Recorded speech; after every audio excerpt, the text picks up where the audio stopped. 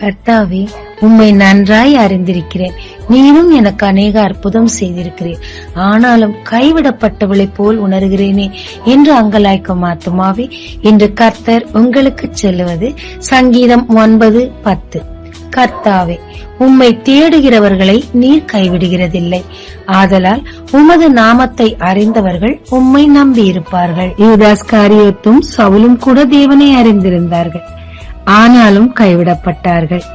அப்படியானால் இந்த வசனம் என்ன சொல்ல வருகிறது? யூதாஸ்காரியோத்தும் சவுலும் தேவனை நன்றாக அறிந்திருந்தார்கள், ஏன் நன்றாக எக்ஸ்பீரியன்ஸ் கூட பண்ணியிருந்தார்கள்.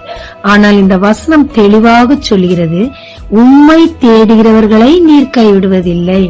அவர்கள் 2 பேரும் தேவனை அறிந்திருந்தார்களே தவிர அவரை தேடவில்லை. மனிதர்களையும் பணத்தையும் தேடினார்கள். எனவே தேவன் அவர்களை கைவிட்டார். தானியேலும் தேவனை அறிந்திருந்தார், நம்பியிருந்தார், தேடிக்கொண்டே இருந்தார். எப்படி? ஒரு நாளில் 3 முறை தேவனை துதித்து அவர் சித்தம் செய்ய விரும்பினார். எனவே எந்த அளவு ரிஸ்க் எடுத்தார் என்றால் தன்னுடைய ஜீவனையே பணயமாக வைத்தார். ராஜா சொல்லி இருந்தார், தேவனை தேடினார், நிச்சயம் மரணம் என்று விதியை விதித்திருந்தார். அவர் அந்த விதியை நம்பவில்லை, தேவனை நம்பினார். எனவே மரண நேரத்திலும் தேவன் அவரை கைவிடாமல் காப்பாற்றி அவர் சத்துருக்களை அழித்து இவரை உயர்த்தினார். இயேசு சுவாமிய நான் நல்லா அறிஞ்சிருக்கேன், என் வாழ்க்கையில அதிக அற்புதங்கள்லாம் செஞ்சிருக்காரு என்று சாட்சி சொன்னால் பத்தாது. எந்த அளவு நாம் தேவனை நம்ப வேண்டும் என்றால், சூழ்நிலைகள் மாறாட்டம் அதிகமாயிருக்கும் வேளையில் கூட உலகத்திற்கு காம்ப்ரமைஸ் ஆகாதபடி அவரை நாம் நம்பி இருக்க வேண்டும். அப்படி நம்பும் போது அவரை நாம் தேடுவோம். எதற்காக தேட வேண்டும்? அவர் சித்தம் அறிய தேட வேண்டும்.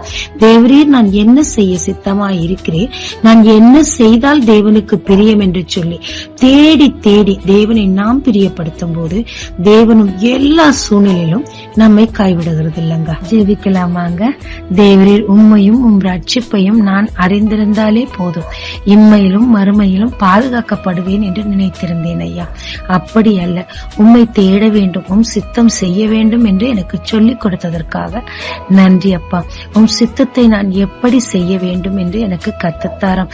என் வாழ்க்கையில் உம் சித்தம் என்ன என்று எனக்கு வெளிப்படுத்தும் கர்த்தாவே. அதை செய்து உம்மை அடைய உதவி செய்யும்.